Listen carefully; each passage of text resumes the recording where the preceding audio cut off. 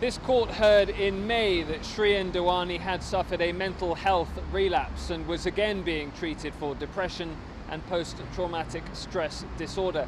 But the Chief Magistrate said he did not want to delay this case yet again, and so the full extradition hearing is due to get underway.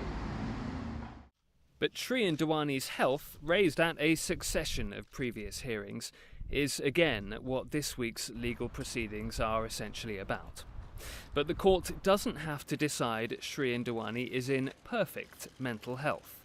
When you're extraditing to a friendly country with whom one has extradition relations, then one has confidence that the receiving state will have facilities to treat the person, and also when it's a question of whether someone's fit to stand trial, generally speaking, that's a question for the court in the requesting state. If the court decides in favour of extradition this time, there would likely only be the option for Shrien Dewani of appealing on a point of law to the Supreme Court, which might not even agree to hear it, and time is of the essence. The courts here are bound to have in mind the fact that these are extremely serious charges, and that naturally the victim's family want to see justice done and have a right to see justice done. South Africa has a right to, in principle, to have Mr. Dewani back to stand trial, and would also have in mind the fact that the longer this goes on, justice delayed is justice denied. Evidence can go stale.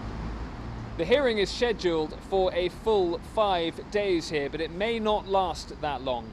And Annie Dewani's family has told us once it concludes, they expect a decision within a month. Ollie Barrett, London. News that moves. eNCA.com.